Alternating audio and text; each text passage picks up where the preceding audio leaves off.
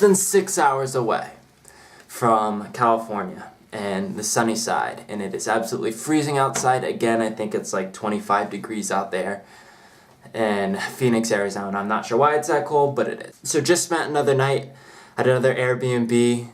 Here, let me show you around.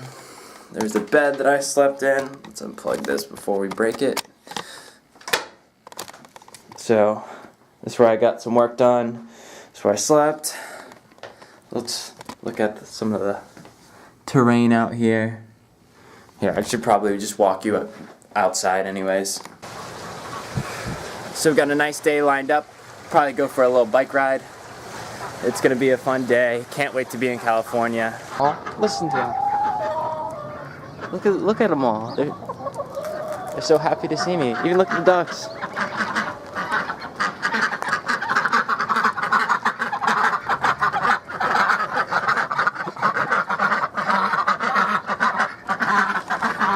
So I guess it's not uncommon that people end up just eating their own food that they, I guess, just farm in their backyards.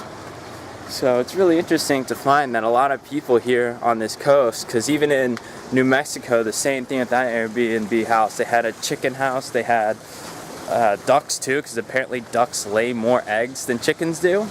But then they also had rabbits, which was the unusual part. And I said, why do you have rabbits? And they say, well, they lay, they have about 14 babies every single month. Oh, that's interesting. They eat the rabbits. It was disgusting when I found out about it. But apparently, rabbits pretty good. I don't know. Eventually, one day, we'll all become savages. Not a little chicken coop. Hey, chickens. So anyways, let's go ahead, clean up, and let's get on the road.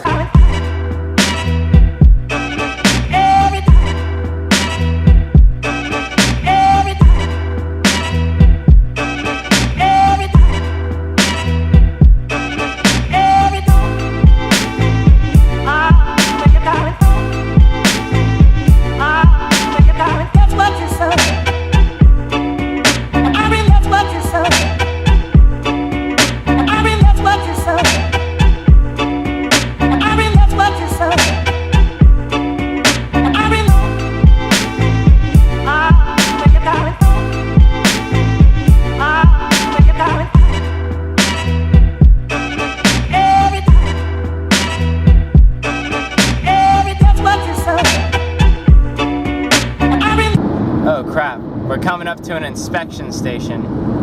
I don't know what that means, but we're here. Oh wait a minute, look!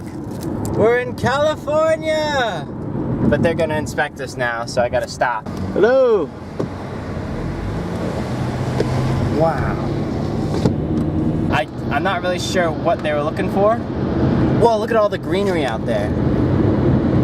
Bet you never thought you'd see that in a desert. So that wasn't my first stop. I've actually was stopped in El Paso right when I was leaving, and I simply rolled up to the Border Patrol officer, and he asked me one question. He said, are you a United States citizen? And I said, yeah. And he goes, okay, proceed. Not sure, how that could have been any more secure. No one is getting in. And you should seriously watch this video right here. It'll totally change your perspective on legal immigration.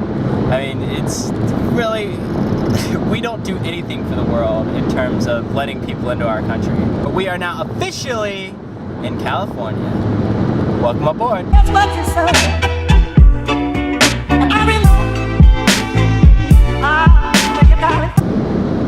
I want to tell you a story, and it's a story about the unexpected things happening and not being too quick to judge. So many of us are so quick to judge things. So the story's actually about a villager. Once upon a time, there was a Chinese farmer who lost a horse, ran away. And all the neighbors came round that evening and said, that's too bad. And he said, maybe.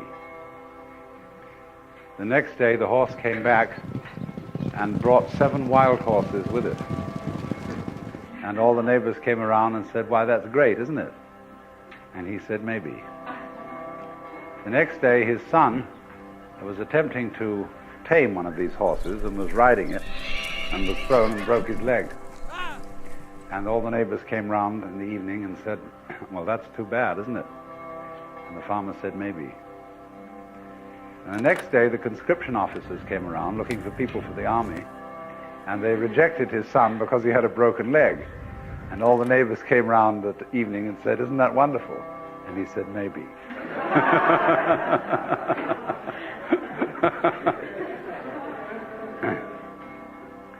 The whole process of nature is an integrated process of immense complexity,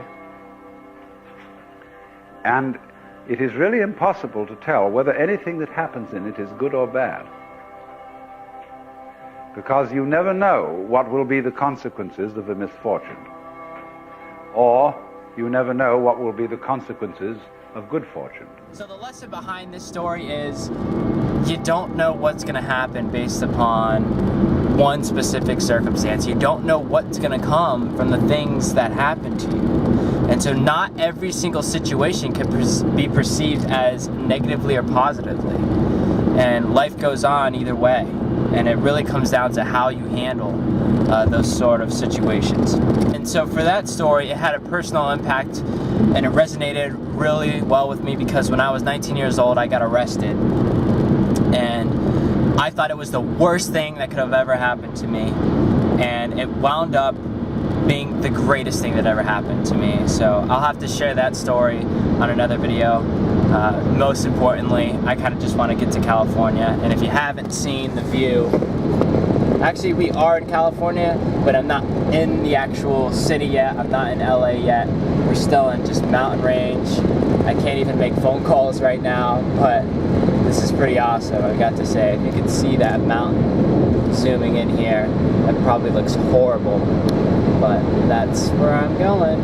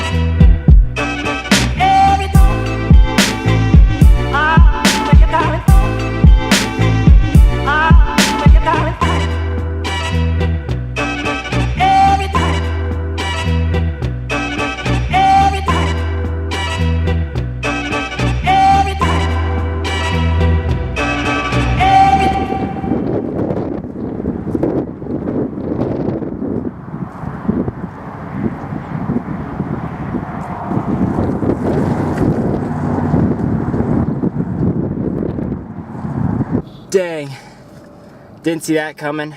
So that was the result of it, but we got the shot and that's all that matters. Ah, that feels good. Nice and bloody. Thank goodness I packed Band-Aids, at least one Band-Aid. All right, onward. We're still okay. Let's continue.